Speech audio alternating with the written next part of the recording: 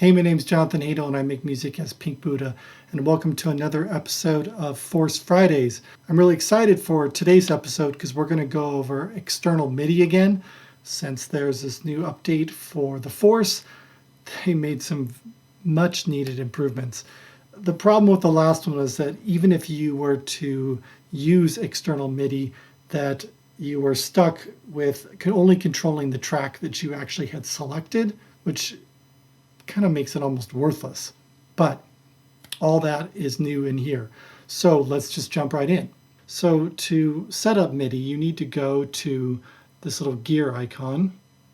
And the nice thing is that it automatically recognizes all the gear that you have plugged in. That is, if you're using a USB connection. Most modern instruments all do like MIDI over USB, so I just would recommend using that. I got one of these USB hubs. You just plug that in the back, and then that gives you 4 extra mounts. There's already 2 in the back already. So with 2 of those, you would have way more than you'd ever need. If you happen to have something that doesn't have MIDI over USB, you could always just use the MIDI that's already in there and assign multiple channels. The nice thing about the MIDI over USB, like I said, is that the Force automatically recognizes. You can see that it says there's the Rev 2 already connected, the MPD 218, everything is already set up. So nice. So let me talk to you a little bit about why I'm using this. First of all, I don't really like using these small pads. So these give you that really great NPC style feel without having to kind of get crowded. I don't know, I always end up like hitting the wrong pad when I'm doing this small and I feel like I'm just barely moving.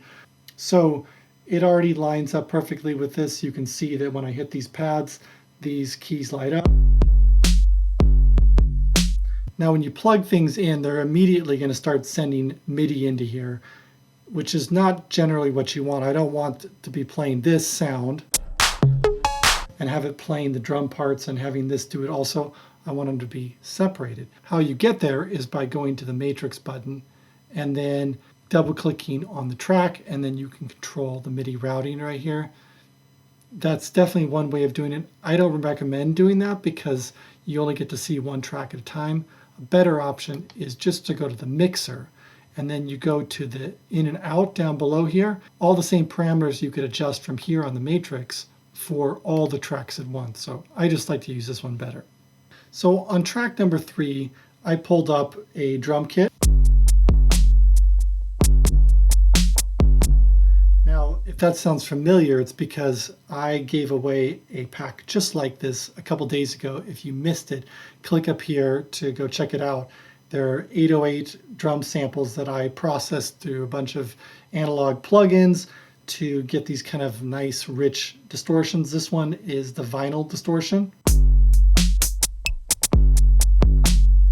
And currently you can play it directly from here, but I want to be able to do that even if I switched to another track. So if I was to create a new MIDI track at the moment, if you notice, this now only plays the track that I'm on, and that's not what I want to do. I want this to be dedicated to the track number 3, my drum track. The way that I do that is you go up to here on MIDI in, and I'm going to select now the MPD. Super simple. And I want the MIDI to be on, the MIDI MPD. So now when I go over to here, you'd think it would also work the same, except for what I need to do is change this to, instead of auto, I need it to be on in. Now, okay, so this is now dedicated, sort of. It's still triggering this if you notice. But at least it's still playing this track even though I'm not on it. And to do that, I need to make this track now dedicated just to what's coming from the Rev 2. So I'm going to go back to the MIDI ports here. I'm going to find the Rev 2. I could double click on it. It also would bring it up in a bigger screen. I'm going to go to Rev 2. And I'm also going to change this one to in.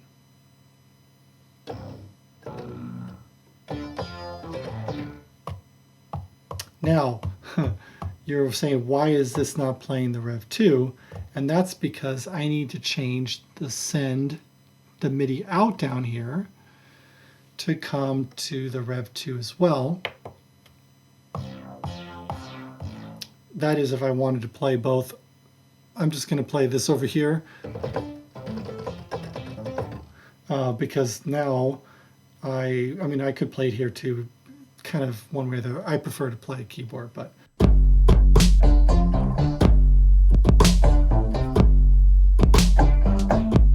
so now I can play them both at the same time, which is so awesome. If I had another track in here, let's just say I put a plugin in here. I'm going to go to my plugin and I'm going to just, I don't know. That's fine. We'll leave it on that sound right there. Now, theoretically, this is still playing this one, so I need to go back to the mixer and just do I'm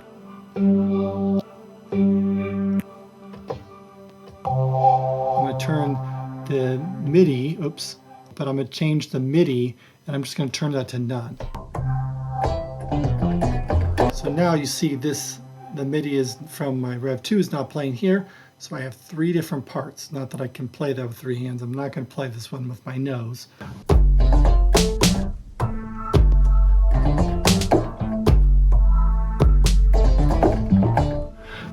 That's so great. If you had another USB hub like this or a bigger one, you could essentially just have more devices than you probably would have the ability to play. Okay, so get everything set up here.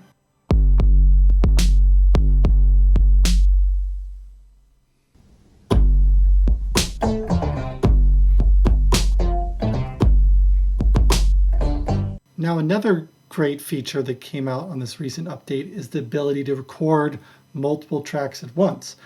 You simply do that by holding the select button and then whatever tracks you want to do at the same time. So you're on record arm and then hitting the select button and then just select what you want to use.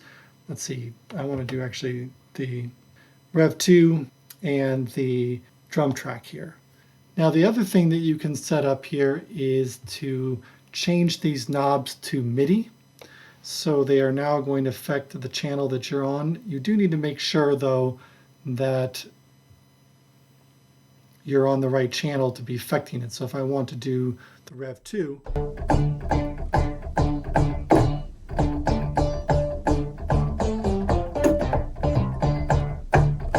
that's the modulation right there, pitch bend.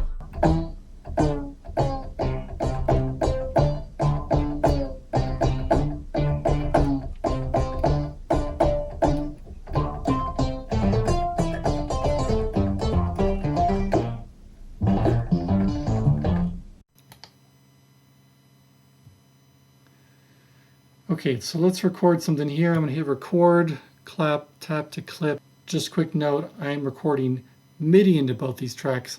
The audio from this is actually going through my audio interface. I could have that routed through here on a different audio track. Maybe I'll do that next time, but let's make the tempo a little faster here.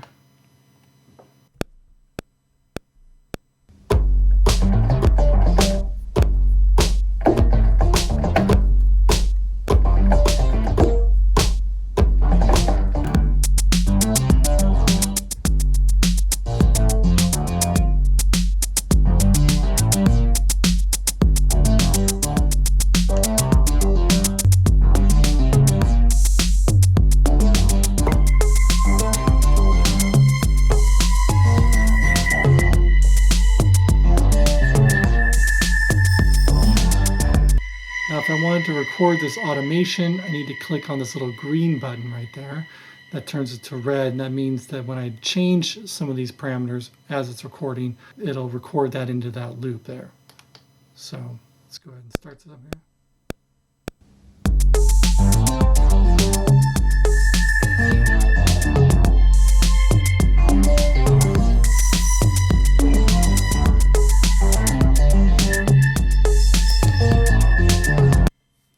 Now I'm kind of wishing that I had routed this through here, because I'd love to put like a filter on the whole thing and be able to kind of mix these together, but I could certainly do that as well.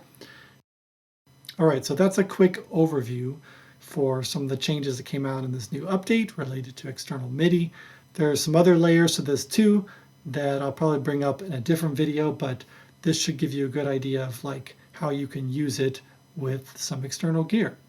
Now, once again, I made that 808 pack. If you'd like a copy that you can install onto the Force, you can go to my channel and look up the free 808 giveaway, and there's a link in there. You can watch the video and listen to more of those sounds as well.